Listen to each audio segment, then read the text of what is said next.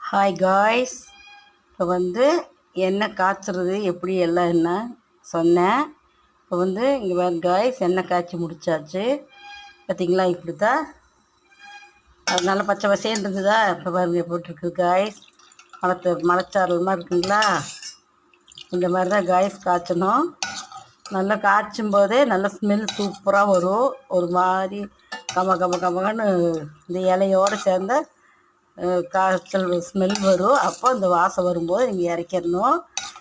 இலையெல்லாம் பாருங்க எப்படி கரிஞ்சு நல்லா வறுத்து மொறு நாய் உள்ளே போயிடுச்சு. எண்ணெய் மட்டும் மேலே அப்படிக்கு பார்த்துக்கலாம் காய்ஸ். இந்த மாதிரி கரிஞ்சு மொறுன்னு உள்ளே போயிடும். ஸ்மெல் சூப்பராக வரும் காய்ஸ். இதேமாரி செஞ்சு தலை தேய்ச்சிருங்க, நல்லாயிருக்கும். இது ஒரு நாள் இந்த குளிச்சுள்ளவங்க தினம் இது ஹீட் உள்ளவங்க தினம் தேய்ச்சிக்குங்க. குளிச்சுள்ளவங்க ஒரு நாள் தேய்ச்சிக்குங்க.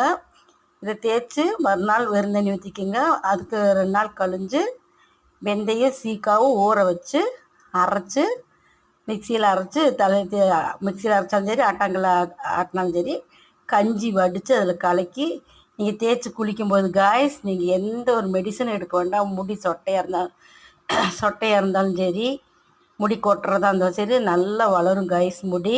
இதே நீங்கள் ஃபாலோ பண்ணுங்கள், நல்லாயிருக்கும். குளிர்ச்சி உடம்பு உள்ளவங்க நல்லா கவனமாக கேட்டுக்குங்க. ஒரு நாள் தேய்ச்சிக்கலாம்.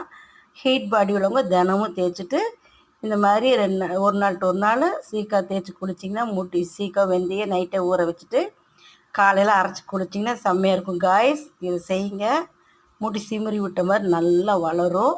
இது நாங்கள் செஞ்சுட்டு இருக்கிறோம். எங்களுக்கு நல்லா முடி வளர்ந்ததுனால சொல்கிறேன் காய்ஸ்.